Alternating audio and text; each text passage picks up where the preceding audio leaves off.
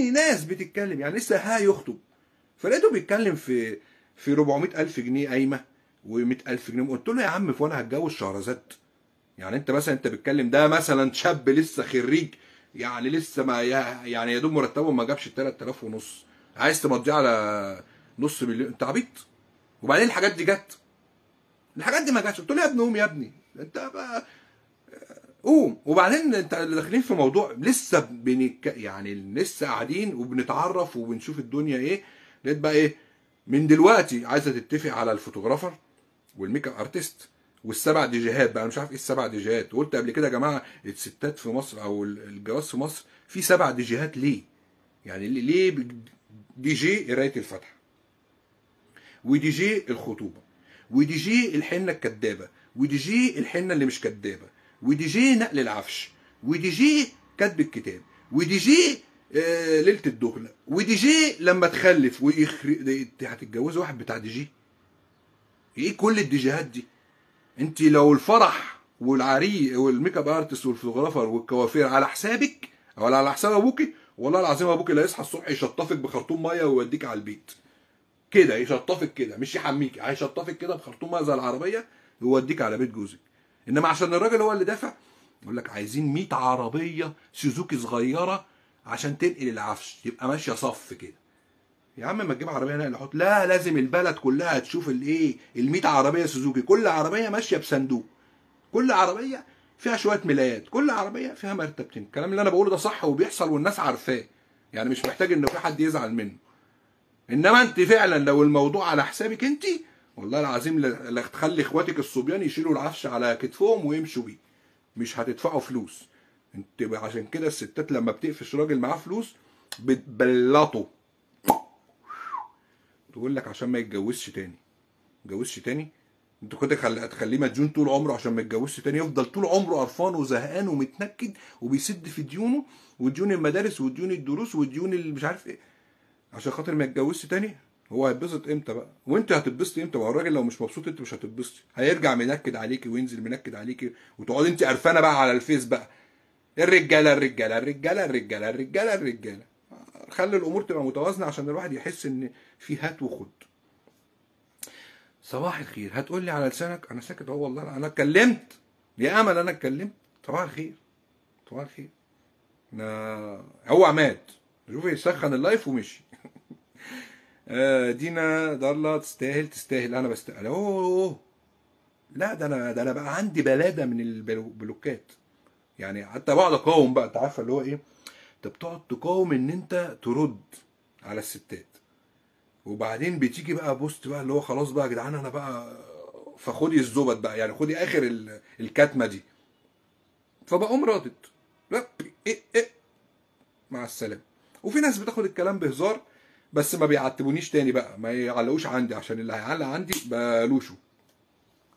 امل انت نسيت دي جي بتاع الطلاق ده بعد الستات بقى بتعملها لما تكون هي بقى خلاص خارجه من الجوازه، واخده الغنيمه. الغنيمه الشقه العيال والعفش والنفقه، واخده الغنيمه كده، فتعمل لك دي جي للطلاق. اخيرا خلصت منه وعملت مشروع العمر وخدت كل اللي وراه واللي قدامه. الام جنه جنه صباح الخير. صباح الخير يا ام جنه جنه. صباح الفل. اخبارك ايه؟ انا عايز افهمك حاجه بس يا امل او افهمكم كلكم. الستات لما بتخلي الراجل بعد الطلاق على الابيض على البلاط ما حلتوش اي حاجه خالص، هي مش بتبقى كارهه الراجل. على فكره انت كراجل لا تعنيها في شيء، يعني انت الست لو قفلت منك هي خلاص مش عايزه تشوف خلقه يعني اللي جابوا ابوك وامك، فاهمه انت؟ بس هي كرهها للست اللي زيها اللي هي بتبقى منافسين عليها اصلا، والستات طبعا منافسين على بعض وكارهين بعض مهما حبوا بعض وباسوا بعض واختي وحبيبتي وتصوروا مع بعض. فهي مش عايزه واحده ست تعيش نفس عيشتها، فبتضطر تخلي الراجل على الابيض خالص خالص علشان ما يروحش يتجوز واحده تانية ويبقى مع واحده تانية ويعيش عيشه تانية يرتاح فيها ويخلف تاني ويبتدي حياته تبقى احسن. لا انا بص قاضيه عليك، شقه وعفش وعيال ونفقه ونفقه متعه ونفقه مش متعه وبص ومحاكم. وبص انا بخليك كده تلف حوالين نفسك في الاخر توصل ان انت ترجع تقعد عند امك تاني اكنك شاب مفيش اي حاجه، اللي تشتغل بيه تقول ده انا ليا واحد صاحبي مراته رفع عليه قضيه دراسه، نفقه دراسه لابنها ب 30,000 جنيه في السنه. قال لها ده وانا معاكي ما كنتش بدفع على ابني 30,000 جنيه في السنه اصلا. عايزه بقى بعد ما اطلقك ادفع للواد 30؟ يلعن ابو الواد على ابو اللي جابوه على ابو اللي خلفوه. قام سايبه ومسافر، اللي هم عيشوا بقى مع نفسكم انتوا ومع المحاكم، وهاتوا بقى خدي بقى يعني حق تملك وحق نفقه وحق حضانه وحق، اعملي مع نفسك انت بقى. سلام عليكم. وفعلا ساب كل شغله، ساب كل حاجته، سلام عليكم وانا ماشي. راح يعيش في حته تانيه مع ناس تانيه بعيد عن كل الدوشه دي. وده الراجل التمام بصراحه، يعني اللي هو يعني كده انت عايزه تطلقي يلا على بيت ابوكي بشنطه هدومك، سيبي كل حاجه زي ما هي، سيبي عيالك وسيبي كل حاجه زي ما هي، انت اللي عايزه تطلقي. خدوا بالكم ان الراجل ما عمره ما بيطلب الطلاق. الراجل بيعمل 1000 حساب و1000 يعني اعتبارات كتير جدا. عمر الراجل ما بيطلق مراته، لازم مراته تقعد طلقني طلقني طلقني طلقني طلقني، فلما بيزهق بقى ويجيب اخره بيطلق. مع السلامه. جمال صباح الفل يا جيمي، عامل ايه؟ اخبارك ايه؟ صباح الفل عليك. احمد خالد، ايه الجديد؟ الجديد هو مفيش جديد يا ابني في الحياه، احنا مصريين واحنا عايشين بره. تقول لي الجديد؟ رايحين نتزحلق على الجليد ونركب الركمجه ونبحر باللانش ونجيب فول وطعميه ونرجع نفطر بيهم. جديد ايه؟ انت اللي بتبات فيه بتصحى فيها يا ابو حميد. صباح الفل. امل، الست لما بتبيع بترمي ورا ظهرها ما بتفكرش في فلوس. ما هو بقى حالات حالات. لو الراجل بقى صايع بيخليك تقولي الكلام دوت، اللي هو يعني زهقك في عيشتك لحد ما خلاك ان انت مش طايقاه ومش عايز تعيشي معاه، فبتسيبي له كل حاجه. وستات كده كتير بتسيب كل حاجه وتمشي، فاهمه؟ وفي ستات بقى لا، استنى انا هسيبك، استنى بقى يا باشا، تقعد على مدار سنتين ثلاثه تخطط واللي هي تطلع بمكاسب، لان ده خلاص مشروع حياتها. ست بعد الطلاق خلاص الموضوع بالنسبه لها انتهى، بيتها وجوزها وشغلها والعربيه اللي جايباها بالقسط بتقعد تدفع قسطها طول عمرها. فيعني لازم تطلع بحاجه يعني لوكشه. انا ماليش دعوه بقى الستات اللي بتسيب حاجاتها وبتمشي دي ستات خايبه. يعني اطلعي باقل الخسائر، يعني اخبطي لك الشقه مثلا، يعني الشقه حلوه دلوقتي، الشقه بتعمل فلوس. الام جنه، والله ما حاجه بتنفع لما يحصل طلاق، مش نقدر ننسى العشره والايام اللي كانت بينا. ده لو حصل طلاق لاسباب يعني خارجه عن ارادتنا. يعني دايما في ناس فعلا بتتطلق لاسباب خارجه عن اراده الراجل والست. يعني مثلا ما بيخلفش، ملوش في الستات، اهله عايشه في بيت عيله والبيت العيله يعني مطلعين عين اهلها، فهي والراجل ما بيبقوش يعني ما بيبقوش عايزين يسيبوا بعض، بس ضغوط الحياه والظروف والكلام ده كله بتفضل تتفكك. فممكن بقى يبقى فيه نفتكر العشره، نفتكر الايام، نفتكر الدنيا كده. انما في ناس بقى بتتطلق بعد ما بيطلعوا، ده انا بديك ام اللي جابوا بعض. يعني بص، انا لسه قاري بوست الواحد بيقول ان هو راح يودي العفش علشان خاطر مش بيستلموه منه في قايمه تقريبا والكلام ده كله، فهو جاب العفش كله ولفه لها وظبطه لها وادالها كل حاجه. قامت واقفه كده، المحامي قال لها قولي ان العفش ده مش بتاعي عشان الراجل يطلع ما يتشين اهله تاني ويروح يرجع الحاجه وتتكسر وتتبهدل والكلام ده كله ونجيبه يوم تاني. فوقفت قامت قايله الكلمتين دول. قام جوزها قام ماسك العفش، مش ده مش عفشك خلاص، دش دش دش دش دش، انا مش هسلم قايمات، عايز تحبسني احبسني، السلام عليكم. قام غير عنوانه وراح سكن في شقه تانية ما فيهاش عنوان، وقال لك ابقوا هاتوني بقى. هيجيبوه بقى وهو بيطلع بطاقه وهو بيطلع باسبور وهو راح يدفع اي حاجه، بطاقه عايش. فاهم؟ ففي رجال ستات بتوصل الراجل ان هو يتجنن. في راجل تاني برضه لسه مراته راحت تستلم الشقه لقى مكسرها لها خالص، مش انت عايزه الشقه، خلع لها حتى البلاط. فاهم؟ ففي ناس بتسيب بعض، مفيش بقى عشره والكلام ده، ده احنا بنسيب بعض واحنا مقطعين بعض خالص، اللي هو انا لو شفتك في الشارع هعورك هغزك. فتلاقي الراجل ماشي كده تروح عمال يبص شمال ويمين، مش عارف الغزه هتجيله منين. احنا الرجاله يعني احنا غلابه والله. ده احنا باقل حاجه، يعني اقل حاجه يعني نرضى. يعني احنا بنتجوز ليه يا جدعان؟ نتجوز عشان اكلتنا ونومتنا وفانيلتنا محملات تبقى نظيفه بس، مش اكتر. غير كده ما، واحسن راجل تتجوزيه الراجل المنسون بصراحه. ان الراجل بتاع الستات المنسون اللي انتوا بتقولوا عليه منسون ده ما بيتجوزش الا ما بعد ما يكون قفلها، جاب اخر الجيم اوفر، فعايز يخش البيت يقعد بقى. فبيخش البيت يقعد، انت بتخليه يخرج عن شعوره. بتخليه يخرج بره البيت، فبيخرج بره البيت فبيرجع يبقى منسون تاني. فانت المفروض جالك واحد منسون خلاص تايب، تاخديه على حجرك كده وتسرحيه وتشطفيه وتاكليه وتقول له اقعد هنا يا حبيبي بقى ما تتحركش لحد ما تموت، هيقعد. انما تقعدي تنكدي عليه وشاكه فيه وقرفه منه وطلعان مطلعين اهله جوه، فبيضطر يخرج تاني.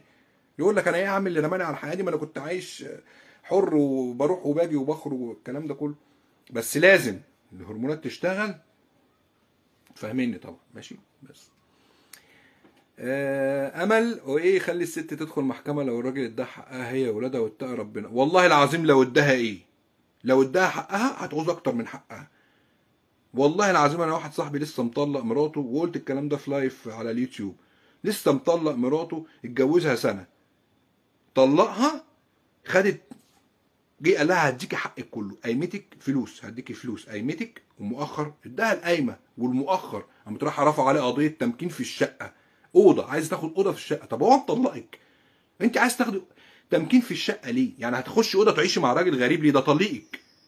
لا عايز اخد، قلت له يا ابني لو عملت كده وخدت تمكين في الشقه اوضه، هات لها انت 2 صنايعيه في الاوضه اللي جنبيها، وبقى خليها تخرج تخش الحمام ازاي؟ خليها اغتصبوها جوه. فاهم؟ انت عبيطه، انت مش خدت قايمتك وخدت مؤخرك وانت اللي طالبه الطلاق؟ طب انت عايزه ايه تاني؟ وخدت ابنك وخدت مصاريف الولاده وخدت مصاريف الحضانه، انت عايزه ايه تاني؟ لا لازم اقضي عليه. غل، ستات غلويه جواهم نار قايده من الرجاله، بيكرهونا مش عارف ليه، بس احنا بنحبكم والله.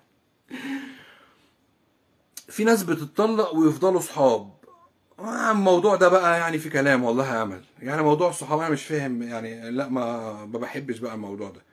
زي الفنان اللي كان لسه كاتب الستات نازله تشكر فيه، تقول لك انا وطليق مراتي صحاب وبيجي لي البيت. يعني انا كنت ابقى يعني نايم مع مراتك وطليقتك واجيبك البيت تقعد تقول له هي ماشيه باصص لها كده وعمال تتخيل وهي تشوفك تقعد لا، ده مش اوبن مايند قوي كده. يعني يعني لا، ما احنا انت كيوت بس مش كيوت في الحاجات دي. مفيش حاجه اسمها انا وطليقتي نبقى اصحاب بعد الجواز، مفيش الكلام ده. الا بقى لو في امل الرجوع بقى، دي حاجه بتاعتكم انتوا. انما واحد طلق مراته ما يشوفهاش صدفه في الشارع، يعني صدفه كده ماشيه في الشارع ما يشوفهاش. يعني انا راح اتجوز واحده متطلقه وجوزها يبقى صاحبي ونيجي نقعد ناكل مع بعض اصل احنا اصحاب وبتاع؟ لا طبعا. ولا بقول ما يشوفهاش صدفه في الشارع. يعني هي لو قالت لي ده طليق قابلني صدفه في الشارع هطلقها على طول. بتعملوا لنا قانون جديد؟ ما هو الحاجات اللي من نظرة الستات او في واقع الستات حلوة بالنسبة كواقع الرجالة او في مجتمعنا احنا كرجالة، لا ما تنفعش طبعا ولا يصح. انت طلاق بين راجل وست، انت بين عيالك تشوفهم بقى، عايز تيجي في البيت تشوفهم، انا ما اخرجش من الاوضه، عايز تروح تشوفهم بره تروح تشوف، عايز هم يروحوا لك مع الف سلامه، انما انا ما تشوفنيش تاني خلاص. نرفزوناش بقى على الصبح بقى، احنا طالعين فريش كده واليوم حلو وجميل صباح الفل. ماشي يا امل، ماشي. بس انا عشان في حد ما حدش يزعل لو عديته، بس لما الرجاله بتلاقي ست مسالمه بيطلع عينها وروحها. الست ياسمين حجاب، صباح الفل، اخبارك ايه؟ الست مسالمه اللي هي يعني مش مسالمه، الست اللي هي بتبقى مش عارف اقولها لك ازاي، يعني ما ملهاش غير لفظ هيزعل يعني. هقولها يعني، بص، الست البارده، الست التنحه اللي هي مش حاسه بالعالم الخارجي بتاعها، او مش حاسه ايه اللي بيدور حواليها، دي اللي بتبقى ست مسالمه. اللي هو ايه، مش مهم اي حاجه، طب خلاص. لا دي مش دي مش مسالمه. ده موضوع، لا انت الراجل بيجي على الست ولا الست بتيجي على الراجل. لو الموضوع مشي في رجاله وقاعده وبتحكم، احنا قعدت في كذا قاعده رجاله علشان نحكم، بص الاقي الستات بتخرج تعلي صوتها على الرجاله اللي قاعده. وده ما ينفعش ان انت تطلعي تزعقي لجوزك قدام رجاله، واحنا اصلا جايين ناخد حقك او جايين نحل الموضوع ودي وكل واحد ياخد حقه. دي قله ادب، دي ستات قله ادب، دي بتخلينا نقوم من القعده اقول طلقها وما تديهاش حاجه. تعال انا بقول لك ما تديش حاجه الست ازاي. لما تحب تجنن ست يبقى تعالى اقول لك اعمل 1 2 3، خليها هي تلف حوالين نفسها. فاهم؟ لان كل حاجه بالاصول. انت ست اتطلقت او الراجل حصل قصه جواز وانفصلتوا عن بعض، في معايير ما تتعديهاش، في حاجات ما ينفعش ان انت تاخديها وفي حاجات من حقك تاخديها. فلو الموضوع مشي حقي وحقك، الموضوع هيخلص بدون اي محاكم، بدون اي خناقات، بدون اي الكلام ده كله. انما دايما في طرف عايز يطغى على الطرف التاني، عايز ياكله، وطمع بقى، حقد، حاجات بقى غريبه، بينتقم. فطبعا الموضوع بيوصل مرحله الاتنين بيخسروا حاجات كتير جدا. دينا اسمه نسوانجي منسون ده سيكي وميكي اسفه. ما انا مش يعني مصطلحات كنت بقى نسوانجي. نسوانجي منسون ده اللي بينقل الكلام، والنسوانجي ده بتاع الستات. فكده هذا واحده كانت منزله بص تقول لك انا اخد واحد منسون ما اخدش واحد من نسوانجي، ما اخدش واحد محترم ده خليه عند امه. فاهمه؟ فيعني في رجاله بتكتسب خبرات علشان بعد كده تعرف تطبقها عملي. فيعني ملناش دعوه. مهم زي دكتور ودكتوره متجوزين مع بعض، قاعدين يعني انا بشوفهم بيتعاملوا مع بعض اللي هو ايه، انا دكتور وانت دكتوره.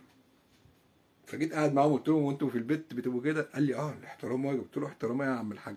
انت الدكتوره خلاص، انت درست واشتغل خلاص، انت دكتور. هخش عايزين نكشف كحي تمام. الناحيه انتوا بتجيبوا عيال بجهاز الضغط ايوه ضغطك 160 على 80 هتولدي دلوقتي. جانب الدراسه حاجه، والشغل حاجه، والحياه اللي انت بتعيشها بره بيتك حاجه، وجوه حاجه. لا شلتي ملتي كده، خليك حلو عشان نحبك، بوظش سمعتنا. ياسمين لا مش بقصد اكيد المسلمه مكبره دماغها، ولا اقصد انها مش بتاعت مشاكل. لا ما هي مكبره دماغها دي يعني انت مش حاسه باللي انت هتواجهيه بعد كده. لازم يا ياسمين يبقى عندك رؤيه مستقبليه مش في النكد بس. يعني انتوا الستات عندها رؤيه مستقبليه في النكد، تبص تلاقي عندها رؤيه كده ان انا ايه كمان سنتين هنكد عليه بايه، فتحس ان هي كده. فلازم برضو في حياتك يبقى عندك رؤيه مستقبليه. انت بعد الطلاق او بعد انفصال، او عامه الست مش انت، هتعمل ايه؟ خدي بالك ان انت لو جوزك ده قفص بصي ملوش اي 30 لازمه. لو انت بتصحي الصبح تقولي له صباح الخير وتقومي رازعاه بالقلم جوه البيت، بس وجوده في حياتك منع عنك حاجات كتير. انت اول الست لما بتنفصل، ولاد خالها وولاد عمتها بيطمعوا فيها، اخواتها بيطمعوا فيها، صحباتها بيبعدوها عن جوازاتهم بكل الطرق. خلاص انت بقيتي مطلقه على فكره، ما ينفعش ان احنا نتعامل مع بعض. وجوزها لو حس ان هو بص لها بصه كده بتقطع معاكي، حتى لو انتمتك وبتاكلوا في طبق واحد. الفكهاني اللي على الشارع وعلى السوبر ماركت بيقدم كل خدماته وبيتودد وبيطمع فيها. صحابها في الشغل بص بيخلوها بيعملوها في حته تانية خالص، وكلهم حاسين ان هي محتاجه راجل ومش عارف ايه وتعبانه وعالجانه فيعني جوزك لو هو راقد على السرير كده، هو مانع عنك حاجات كتير جدا انت ما تتخيلهاش. فلازم قبل ما تنفصلي تفكري في المستقبل، ان انا هل هقدر اواجه المجتمع كمطلقه، خصوصا ان احنا مجتمع مصري شرقي عربي بيعاني من حاجات نفسيه دفينه جوه اللوز بتاعته. فاللي هو يعني هتنفعي تواجه الكلام ده كله؟ مش هتنفعي تواجهي بقى وتقعدي في البيت كل يوم بالليل تعيطي مع نفسك، فدي حاجه تانية خالص. فشوف انت بقى، ولا اي واحده ست عايزه تنفصل تبقى عارفه ان هي هتواجه مجتمع متخلف عقليا. احنا كده، احنا كرجاله، احنا في المجتمع مصري وشرقي وعربي، احنا رجاله من ناحيه المطلقه متخلفين عقليا. ودي حاجه يعني بحكم بقى العادات والتقاليد، بحكم اي هباب تسموه. لا بس احنا خدي بالك، هتستحملي استحملي، مش هتستحملي خلاص. امل لا طبعا، طالما اتجوزت واحد تاني خلاص ما بتكمل تعليمها. كمل تعليمها ازاي؟ ثواني. لا طبعا طالما اتجوزت واحد تاني خلاص انا بتكمل على التعامل الانساني، مش لازم يدخل في حرب على الطلاق. في حاجه اسمها احترام للعشره اللي كانت بينكم. ده احترام للعشره دي ان انت ما تشتموهوش، ما تكرهيش عياله فيه، ما تجيبيش سيرته بوحش قدام الناس، ما تحكيش خصوصياته اللي كانت معاكي في البيت. كل ده احترام العشره. انما انت واحده مطلقه اتجوزتي واحد تاني كراجل، ما ينفعش ان هو يعني يحس ان في راجل تاني كان مشاركه فيكي او كان معاكي. حاجه كده عندنا احنا كرجاله، يعني كنفسيتنا وكمجتمع رجاله.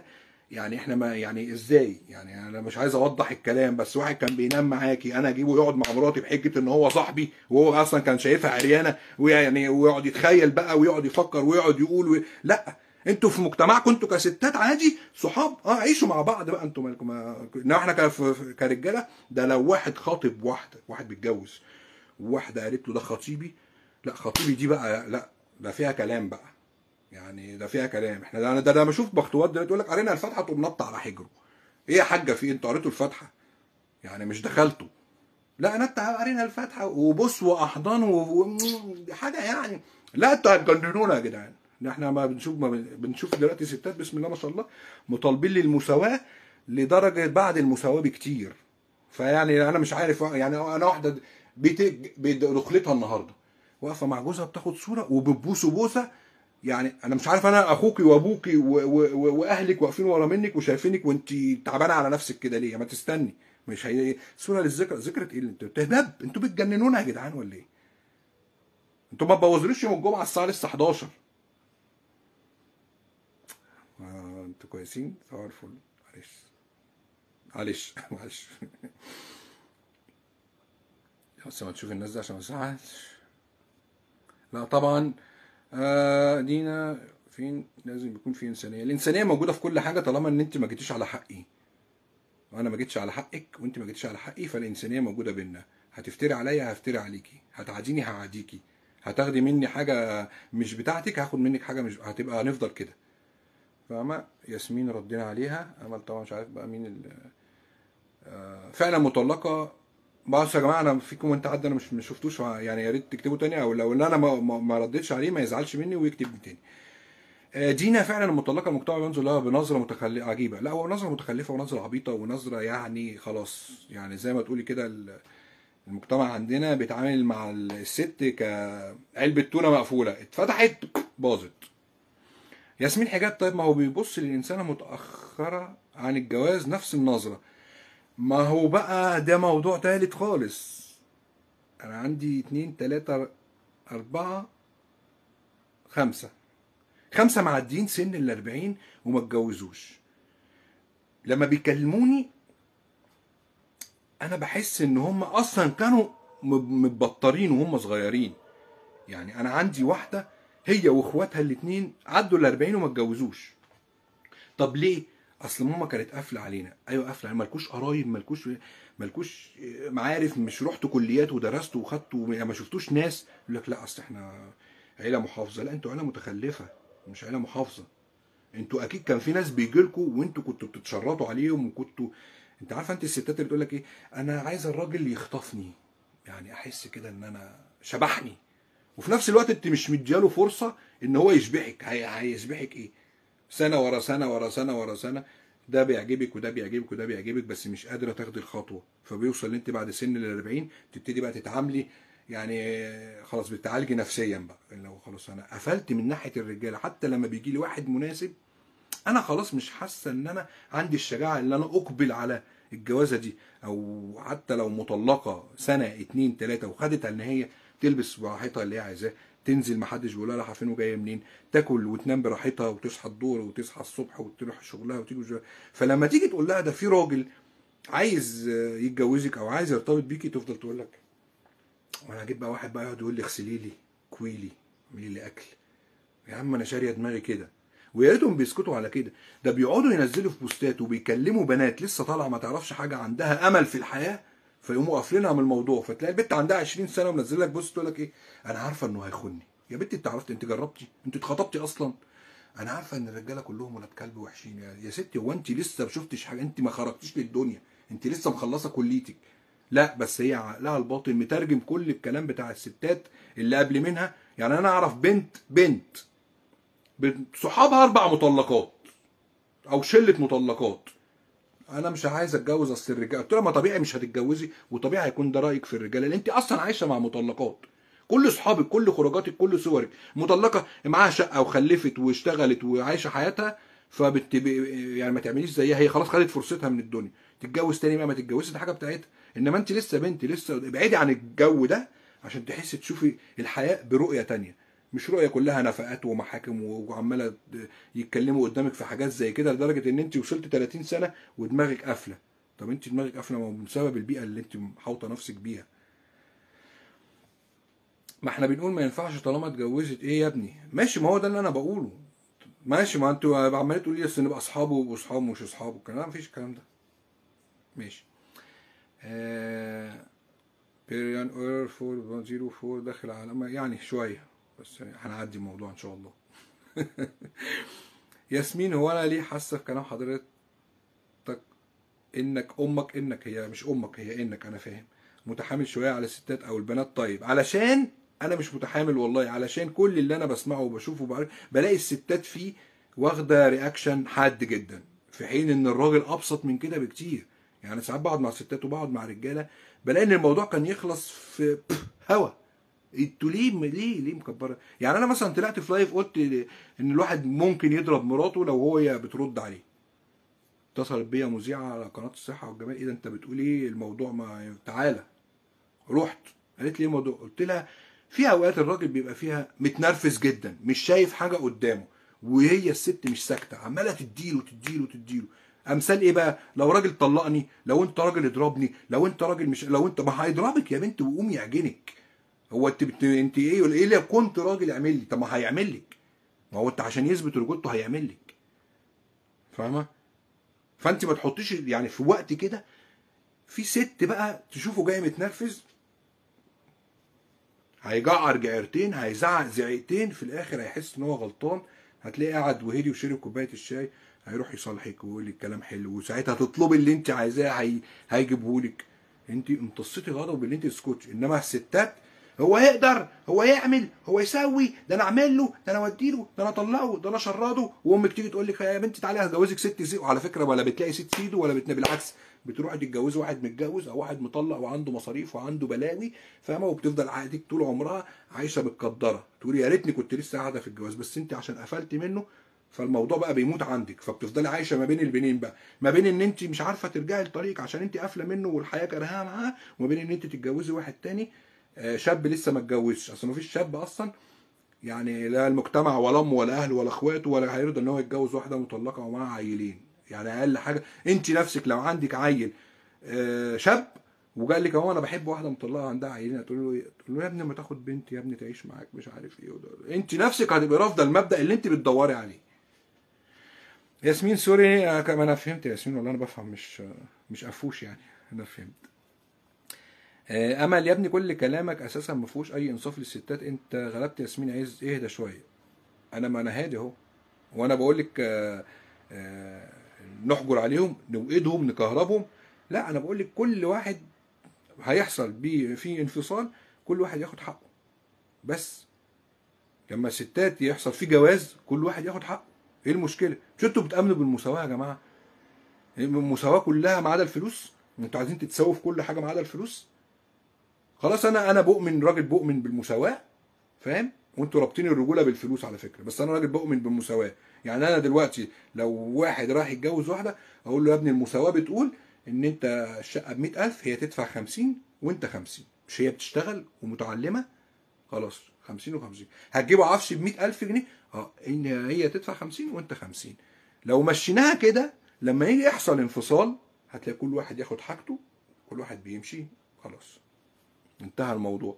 انما لا، الراجل يسرف، الراجل يجيب، الراجل يجري، الراجل يعمل، وبعدين بس انا زيه، بس انا مش عارف ايه، بس الله اشمعنى يعني؟ الراجل في كل حاجه فيها فلوس ومفيش فلوس، لا نقعد بقى نعمل فيها بطه بلدي نعمل فيها ستات.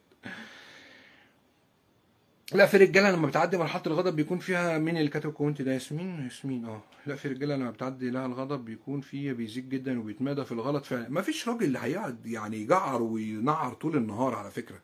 يعني انت الست بقى مش عارفه تحتويه.